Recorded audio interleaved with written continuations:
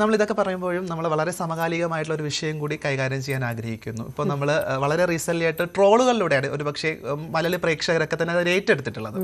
Kerala stories എന്ന് പറയുന്ന 2ാം പതിപ്പ് അതിൻ്റെ ഒരു റിലീസ് ഉടനെ സാധ്യമാണ് എന്നുള്ളതാണ്. അതിനകത്ത് ബീഫ് കഴിക്കാത്ത ഒരു മുസ്ലിം അല്ലാത്തൊരു സ്ത്രീയുടെ വായിലേക്ക് ബീഫ് കുത്തി കയറ്റി വെച്ച് കൊടുക്കുന്ന ഒരു ദൃശ്യം നമ്മൾ ട്രെയിലറിലൂടെ കണ്ടു എന്നുള്ളതാണ്. കേരളത്തിൻ്റെ അകത്ത് ഇങ്ങനെ ഒരു സംഭവം നടന്നിട്ടുണ്ടോ എന്ന് ചോദിച്ചു കഴിഞ്ഞാൽ ഒറ്റപ്പെട്ട സംഭവം പോലും നടന്നിട്ടില്ല എന്ന് നമുക്ക് എടുത്തു പറയേണ്ടി വരും. കാരണം അങ്ങനത്തെ ഒരു പ്രശ്നമോ അങ്ങനത്തെ ഒരു വിഷയമോ നാളിതുവരെ നമ്മൾ ഒരിടത്തും കണ്ടിട്ടില്ല, കേട്ടിട്ടില്ല. ഒരു പക്ഷേ അങ്ങനെ സംഭവിച്ചിട്ടുണ്ട് എന്ന് വേണമെങ്കിൽ ഒരു ഊഹം മാത്രം പറയാനേ സാധിക്കത്തുള്ളൂ. പക്ഷെ സംഭവിച്ചിട്ടില്ല എന്നുള്ളത് വളരെ വ്യക്തമാണ്.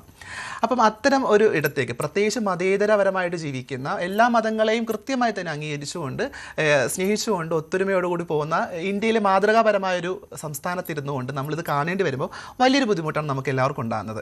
പക്ഷേ അതിന് ട്രോളിൽ എത്തുന്ന സമയത്തൊക്കെ തന്നെ ഇവിടെ ബീഫിന് വേണ്ടി അടി ഉണ്ടാക്കുന്ന ഒരു കൂട്ടം സുഹൃത്തുക്കളായിരിക്കും നമുക്ക് ചുറ്റുമൊക്കെ ഉണ്ടാകുന്നത്. ഞാനൊക്കെ വളരെ ആസ്വദിച്ച് കഴിക്കാൻ ആഗ്രഹിക്കുന്നതും ബീഫും പൊറോട്ടയുടെ കോംബോ ഒക്കെ ആയിരിക്കും. പഴംപൊരി വിട്ടുപോരുത്. തീർച്ചയായിട്ടും അങ്ങനത്തെ ഒരു ട്രെൻഡ് കൂടി ഇപ്പോൾ നടന്നിട്ടുണ്ടെന്നുള്ളതാണ്. പഴംപൊരിയുടെ കൂടെ ബീഫ് കഴിക്കാം എന്നുള്ള ഒരു പുതിയ ആശയം കൂടി മുന്നോട്ട് വെച്ചത് കേരളത്തിനകത്താണെന്നുള്ളത് നമ്മൾ ചൂണ്ടിക്കാണിക്കണം.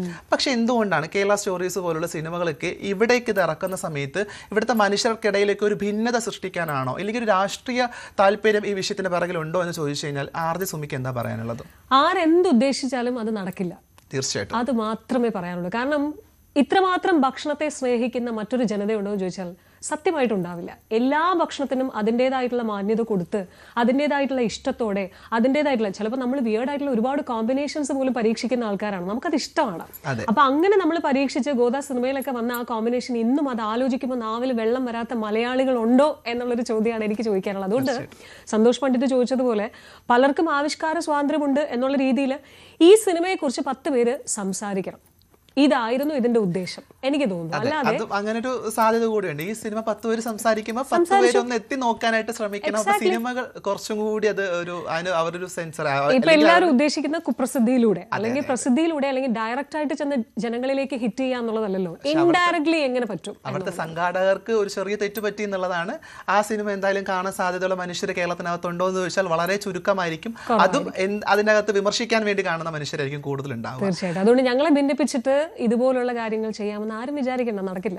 തീർച്ചയായിട്ടും അങ്ങനത്തെ ഒരു ഒത്തൊരുമയോട് കൂടി തന്നെ പോകാൻ ആഗ്രഹിക്കുന്ന എല്ലാ മതങ്ങളെയും ഒരുപോലെ അംഗീകരിക്കുന്ന മനുഷ്യർ തന്നെയാണ്. അതിൽ വലിയ അഭിമാനമാണ് കേരളത്തിനകത്ത് താമസിക്കുന്ന സമയത്ത്. പക്ഷേ നിങ്ങൾ ചിന്തിക്കുക, ബീഫിനോട് ഭയങ്കര ഡിമാൻഡാണെന്നുള്ളതാണ്.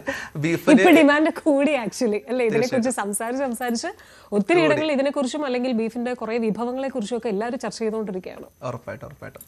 ഓക്കെ, നമ്മൾ ഇനി മറ്റൊരു വിഷയത്തിലേക്ക് കടക്കുന്ന സമയത്ത് ഇവിടെ നേരത്തെ നമ്മുടെ ഒരു പക്ഷേ ദീപക് എന്ന് പറഞ്ഞ സുഹൃത്ത് ആത്മഹത്യ ചെയ്യുകയുണ്ടായി. പക്ഷെ അതിനുശേഷം ആ ദീപകിൻ്റെ വിഷയത്തിൽ ഓപ്പോസിറ്റ് നിന്ന് ഷിഞ്ചിതയെ അംഗീകരിച്ചുകൊണ്ട് അല്ലെങ്കിൽ അങ്ങനെ അക്സെപ്റ്റ് ചെയ്തുകൊണ്ടോ ഇല്ലെങ്കിൽ അവരെ സപ്പോർട്ട് ചെയ്തുകൊണ്ടൊക്കെ തന്നെ സംസാരിച്ചിരുന്ന ശ്രീലക്ഷ്മി അറക്കൽ കഴിഞ്ഞ വട്ടം ന്യൂസ് 3യുടെ ഒരു അതിഥിയായിരുന്നു. ഒരുപക്ഷെ ആ വ്യക്തിക്ക് തൻ്റെ വിഷമം കാണിച്ചുകൊണ്ട് ഒരു വീഡിയോ ഇറക്കേണ്ട സമയത്ത് അവിടെയൊക്കെ തന്നെ വലിയ രീതിയിൽ ആക്രമിക്കപ്പെടുകയുണ്ടായി. അങ്ങനെ പ്രതികരിക്കുന്ന സ്ത്രീകളോ അല്ലെങ്കിൽ പ്രതികരിക്കുന്ന മനുഷ്യരെയൊക്കെ തന്നെ ഒറ്റുതിരിഞ്ഞ് ആക്രമിക്കാനായിട്ട് ഒരു കൂട്ടം ആളുകൾ തയ്യാറെടുത്തുകൊണ്ട് ഇപ്പം വരുന്നതായിട്ട് നമുക്ക് കാണാൻ സാധിക്കാറുണ്ട്. അതിൽ എടുത്തു പറയേണ്ട ഒരു വിഷയം എന്നുള്ളത് കഴിഞ്ഞ ദിവസം ലയ എന്ന് പറയുന്ന ഒരു പെൺകുട്ടി തൻ്റെ ശാരീരിക അവസ്ഥയോ അല്ലെങ്കിൽ തൻ്റെ ഏതെങ്കിലും ഒരു തരത്തിലും ആ വ്യക്തിയുടെ പ്രൊവോക്കിംഗ് ഇല്ലാതെ ഒരു കൂട്ടം ആളുകൾ ആക്രമിക്കുകയും അതിനുശേഷം ഒരു സൈബർ ക്യാമ്പയിനൊക്കെ നമ്മൾ കാണാൻ സാധിക്കുന്നുണ്ടായിരുന്നു. ഇത്തരം വിഷയങ്ങളിലൊക്കെ നമുക്ക് എവിടെയാണ് തെറ്റുപറ്റിയത്? നമ്മൾ കുട്ടികളുടെ കയ്യിലേക്ക് ഫോൺ കൊടുക്കുന്നതാണോ അത് പ്രശ്നം പറ്റിയത്? അത് അല്ലെങ്കിൽ ആരെയും എന്തും പറയാനുള്ള ധൈര്യം നമുക്കുണ്ട്, അല്ലെങ്കിൽ നമുക്കൊരു ഫ്രീഡം ഓഫ് എക്സ്പ്രഷനും സ്പീച്ചൊക്കെ ഇവിടെ ഉണ്ട് എന്നുള്ളതാണോ ഇവരുടെ ധൈര്യം? ഫ്രീഡം ഓഫ് എക്സ്പ്രസീവ് ആയിട്ടുള്ള അല്ലെങ്കിൽ നമ്മുടെ കാര്യങ്ങൾ അഭിപ്രായങ്ങൾ പറയാനായിട്ടുള്ള ഒരു സ്പേസ് ഉണ്ടാക്കുമ്പോൾ ഈ പറയുന്ന കാര്യങ്ങൾ 3 കാര്യങ്ങളാണ് ചിന്തിക്കാനുള്ളത്. ഒരു വ്യക്തി ഒരു കാര്യം പറയാൻ തുടങ്ങുമ്പോൾ 3 കാര്യങ്ങൾ ചിന്തിക്കണം. ഒന്ന്, പറയാനിരിക്കുന്ന കാര്യം എനിക്ക് നല്ലതാണോ? ഞാനിനി പറയാനിരിക്കുന്ന കാര്യം കേൾക്കുന്ന നിങ്ങൾക്ക് നല്ലതാണോ? അല്ലെങ്കിൽ ഞാൻ ഈ പറയാൻ പോകുന്ന കാര്യം ചുറ്റിലുമുള്ള ആർക്കെങ്കിലും നല്ലതാണോ? ഈ 3 കാര്യങ്ങൾ നിങ്ങൾ ചിന്തിച്ചിട്ട് വേണം ഒരഭിപ്രായം പറയാൻ എന്നുള്ളതാണ്. ഈ 3-ന് നിങ്ങൾക്ക് നോയാണ് കിട്ടുന്ന ഉത്തരമെങ്കിൽ പറയുന്നത് കൊണ്ട് എന്തർത്ഥമാണെന്നുള്ളത് ഒന്ന് മനസ്സിലാക്കി നോക്കി. ഓരോ കുട്ടികളും നമ്മളിപ്പോൾ മരണപ്പെട്ടതിന് ശേഷം അവരെക്കുറിച്ച് സംസാരിച്ചിട്ട് ഒരു കാര്യമല്ല. ഇലയുടെ കാര്യം ഞാനും നാദരയും കൂടെ സംസാരിച്ചപ്പോൾ ഞാൻ പറയായിരുന്നു, ആ കുട്ടി ചോദിച്ച അവസാനത്തെ വീഡിയോയിൽ ചോദിച്ചൊരു ചോദ്യം, ഞാൻ മരണപ്പെട്ടാൽ മാത്രമേ നിങ്ങളൊക്കെ റിയാക്ട് ചെയ്യുള്ളൂ എന്നുള്ളതായിരുന്നു. ആ കുട്ടി അത് ചെയ്തിരുന്നെങ്കിലോ, അയ്യോ ഞാൻ വലിയ കണ്ടില്ലായിരുന്നു. ബുദ്ധിമുട്ടാണല്ലേ അത് കേൾക്കുന്ന സമയത്ത്. എൻ്റെ സഹോദരി അത് പറഞ്ഞതുപോലെ എനിക്ക് ഫീൽ ചെയ്യുന്ന രീതിയിലാണ്. കാരണം ഇവിടെ മരണപ്പെട്ടോ ഇല്ല ആത്മഹത്യ ചെയ്തോ പോകുന്ന മനുഷ്യർക്ക് മാത്രമേ നീതി കിട്ടുള്ളൂ എന്നുള്ളൊരു തോന്നലിലേക്ക് ആ കുട്ടീനെ എത്തിച്ചത് നമ്മൾ തന്നെയാണ്. തീർച്ചയായും അതിന് ഉത്തരവാദിത്വം നമ്മൾ തന്നെയാണ്. നമുക്ക് എടുത്തു പറയേണ്ടത് നമ്മുടെ കയ്യിൽ നമുക്ക് ഉള്ള ഒരു ഫോൺ എന്ന് പറയുന്നത് നമുക്ക് എന്തും ചെയ്യാനുള്ള ഒരു ലൈസൻസ് അല്ല. ഇതുകൊണ്ട് എന്തോരം ഉപയോഗങ്ങളുണ്ട് എന്നുള്ളത് പലരും മറന്നു പോകുന്നു. പ്രത്യേകിച്ച് കുട്ടികളുടെ കയ്യിൽ, അതും പ്രായപൂർത്തിയാകാത്ത കുട്ടികളുടെ കയ്യിലേക്ക് മൊബൈൽ ഫോൺ എടുത്തു കൊടുക്കുന്ന പാരൻസിനോടാണ്. അവർ ഭക്ഷണം കഴിക്കുമ്പോൾ തുടങ്ങി, കുട്ടിക്കാലത്ത് ഭക്ഷണം കഴിക്കുമ്പോൾ തുടങ്ങി അവരെന്തിനും ഏതിനും നിങ്ങൾക്ക് കുറച്ച് ഫ്രീ സ്പേസ് കിട്ടാൻ വേണ്ടിയിട്ട് കുഞ്ഞുങ്ങളുടെ കയ്യിൽ ഫോൺ എടുത്തു കൊടുത്തിട്ട് നിങ്ങൾ അവിടെ സമാധാനത്തോടെ ഇരിക്കുമ്പോൾ ഏത് ലോകത്തേക്കാണ്, ലൂപ്പിലേക്കാണ് അവൻ കടന്നു പോകുന്നത് അല്ലെങ്കിൽ അവൾ കടന്നു പോകുന്നതെന്ന് ഒരു നിമിഷം നിങ്ങൾ ചിന്തിക്കുന്നില്ല എന്നുള്ളതാണ്. നിങ്ങളെ ബ്ലെയിം ചെയ്യലല്ല, പറഞ്ഞ് മനസ്സിലാക്കി തരികയാണ് കേട്ടോ. ശരിക്കും അത് മുത്തശ്ശനും മുത്തശ്ശിയും ഒക്കെ ഉള്ള വീടുകളിൽ അറിയാം. അവർ കരഞ്ഞുകൊണ്ടാണ് പറയുന്നത്, ഞങ്ങളുടെ കയ്യിലൊന്നും നിൽക്കുന്നില്ല കുട്ടികൾ. അധ്യാപകർ പറയുന്നു, ഞങ്ങളുടെ കയ്യിൽ കുട്ടികൾ നിൽക്കുന്നില്ല. പണ്ടൊക്കെ ഒറ്റയ്ക്ക് ഇരിക്കുമ്പോൾ പിള്ളേർക്ക് ബഹുമാനം കൊണ്ട് തനിയെ അങ്ങ് എഴുന്നേക്കുമായിരുന്നു ടീച്ചേഴ്സൊക്കെ കടന്നു പോകുമ്പോൾ. അതായത് ആ സമയത്ത് വേറെ ആരും ഇല്ലല്ലോ. പിന്നീട് അത് കൂട്ടത്തോടെ ഇരിക്കുമ്പോൾ ആ ബഹുമാനം അങ്ങ് കുറഞ്ഞു. ടീച്ചേഴ്സ് പോകുമ്പോഴും നമ്മുടെ ക്ലാസ്സിലൊന്നും അല്ലല്ലോ ഇരിക്കുന്നത്, നമ്മൾ പുറത്തല്ലേ ഇരിക്കുന്നത്. അവർ വരുമ്പോൾ അവരെ കാണുമ്പോൾ നമ്മൾ എന്തിനാ എഴുന്നേക്കുന്നത് എന്നൊരു ആറ്റിറ്റ്യൂഡിലേക്ക് മാറി. ഇപ്പോൾ ഒറ്റയ്ക്കിരുന്നാലും കൂട്ടായിരുന്നാലും ടീച്ചേഴ്സിനെ കണ്ടാലും പാരൻസിനെ കണ്ടാലും ഒരു മൈൻഡും ഇല്ലാത്ത ഒരു തലമുറയിലേക്ക് എല്ലാവരും അല്ല കേട്ടോ. നല്ല മക്കളുണ്ട്, മറ്റേ മക്കളൊന്നും മോശമാണെന്നും അല്ല പറയുന്നത്. അവരെവിടേക്കോ വഴിതെറ്റി പോയി.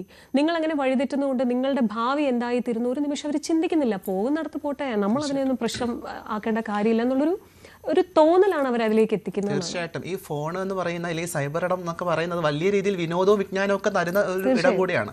കോവിഡ് കാലത്ത് നമ്മൾ പഠിച്ചത് ഒരുപക്ഷെ ഫോണിലൂടെ ആയിരിക്കും. പക്ഷെ അത്തരം ഒരു സാധ്യത ഉപയോഗപ്പെടുത്തുന്ന സമയത്തും നമ്മൾ പാരന്റ്സ് കൃത്യമായി തന്നെ കുട്ടികളുടെ ഫോൺ നോക്കണം. അത് എടുത്തു പറയാൻ നമുക്കൊക്കെ വിഷമമുണ്ടെങ്കിൽ പോലും പറയേണ്ടത്. ഫാമിലി ലിങ്ക് പോലെയൊക്കെ ഉള്ള ഒരുപാട് ആപ്ലിക്കേഷൻസ് നമ്മുടെയൊക്കെ ഫോണിൽ അവൈലബിൾ ആണ്. അതൊക്കെ നിങ്ങൾ ലിങ്ക് ചെയ്തിട്ടിട്ട് നിങ്ങൾ നോക്കണം. കുട്ടികൾ ഏതൊക്കെ സൈറ്റുകളിൽ കയറുന്നു, കുട്ടികൾ എന്തൊക്കെ സെർച്ച് ചെയ്യുന്നു, കുട്ടികൾ എത്ര സമയം ഫോൺ ഉപയോഗിക്കുന്നുണ്ട്, ഏതൊക്കെ ആപ്പുകളാണ് ഏറ്റവും കൂടുതൽ അവർ ചെലവഴിക്കുന്നത്. നമ്മളെ കാണുമ്പോൾ അവർ മാറ്റിയിട്ട് അടുത്ത ടാബിലേക്ക് അവർ പോകും. പക്ഷെ അതെന്തുകൊണ്ടാണ്? നമുക്ക് ആ ടെക്നോളജിയിൽ അത്രയും നമ്മൾ അവരോടൊപ്പം എത്തിയിട്ടില്ല. അപ്പോൾ അവരോടൊപ്പം എത്താൻ സാധിച്ചില്ലെങ്കിലും അവരെത്തിപ്പെടുന്ന സ്ഥലം നല്ലതാണോ മോശമാണോ എന്ന് തിരിച്ചറിയാൻ അവരുടെ ഭാവിക്ക് വേണ്ടിയെങ്കിലും നമ്മൾ കുറച്ച് സമയം സ്പെൻഡ് ചെയ്തേ പറ്റൂ. നമ്മളിത് എടുത്തു പറയാൻ കാരണം എന്നുള്ളത് നമ്മുടെ കമന്റ് ബോക്സുകൾ പരിശോധിച്ചവർ, പക്ഷേ ലയുടെ വിഷയത്തിൽ തന്നെ നോക്കിക്കഴിഞ്ഞാൽ കൃത്യമായി കാണാൻ സാധിക്കുന്നത് വളരെ മൈനർ ആയിട്ടുള്ള കുട്ടികളുടെ കമന്റുകൾ വളരെ വൾഗർ ആയിരുന്നു എന്നുള്ളതാണ്. ബോഡി ഷെയ്മിങ്ങും ഇല്ലെങ്കിൽ ജെൻഡർ ഷെയ്മിങ്ങും സെക്ഷുവലി ഒക്കെ ഉള്ള കമന്റുകൾ കാണേണ്ടി വരുന്നത് വലിയ ബുദ്ധിമുട്ടാണ്. പ്രത്യേകിച്ച് നമ്മുടെ കുരുന്നു കുട്ടികൾ, ഈ കൊച്ചു കുട്ടികളുടെ അടുത്ത് നിന്നൊക്കെ നമ്മൾ ഒട്ടും പ്രതീക്ഷിക്കാത്ത ഇത്തരം വാക്കുകൾ അവരെവിടെ നിന്ന് പഠിച്ചു, അവർക്ക് എവിടെ നിന്നാണ് മോട്ടിവേഷൻ കിട്ടിയെന്നുള്ള ഒരു വലിയ ചോദ്യം കൂടി ഉണ്ടെന്നുള്ളതാണ്. കൂടുതൽ വാർത്തകൾക്ക് news 18 Keralam YouTube channel subscribe ചെയ്യുക.